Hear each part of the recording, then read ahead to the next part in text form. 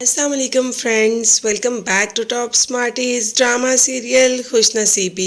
مونا تو مسلسل سراج کو یہی کہتی جا رہی ہے کہ ہماری ماہین کے لیے نہال سے اچھا لڑکا مل ہی نہیں سکتا۔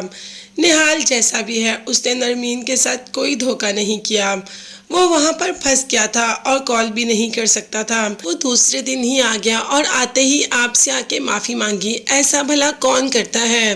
سراج کو نہال ویسے ہی پسند نہیں، مگر بات کریں ماہین کی تو ماہین کو نہال بہت پسند ہے۔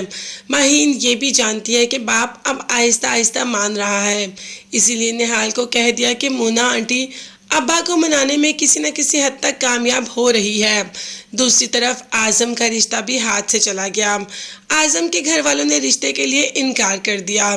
اب تو سراج صاحب کے پاس کوئی دوسری چوائس ہے ہی نہیں، مگر نرمین مسلسل اس رشتے کے خلاف ہے۔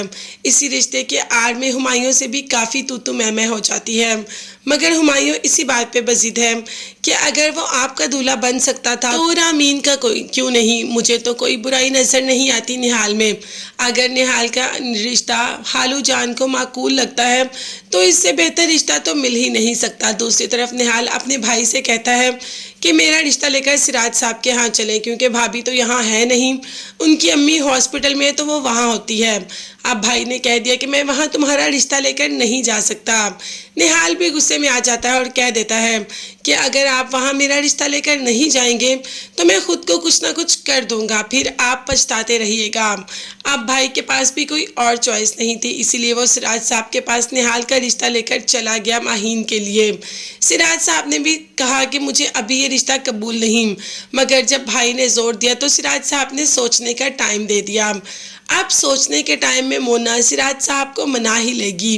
انہیں دراصل یہ بات بری لگ رہی ہے کہ آخر فیملی، رشتہ دار، سارے محلے والے کیا کہیں گے۔ اس میں تو کوئی شک نہیں کہ باتیں تو بنے گی۔ نرمین کو تو بے حد غصہ آتا ہے جب اسے پتہ چلتا ہے کہ نہال آفیشیلی ماہین کا رشتہ لے کر آیا ہے، اور یہی بات ہمایوں کو کہنے کے لیے آ جاتی ہے، جس پر ہمایوں کو تو کوئی حیرت ہی نہیں ہوتی۔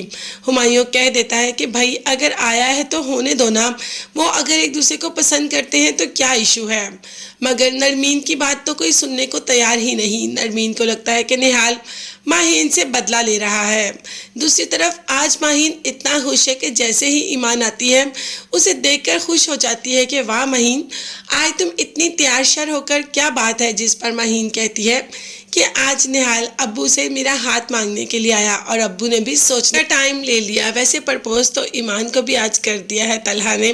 آپ دیکھتے ہیں کہ ایمان کا وہاں پر کیا رسپانس ہوگا، کیا طلحہ کا رشتہ ایمان کے لیے اچھا ہوگا یا نہیں؟ یہ دیکھنے کے لیے چینل کو سبسکرائب کیجیے گا۔ نیکسٹ ویڈیوز تک کے لیے اللہ حافظ، بائے بائے۔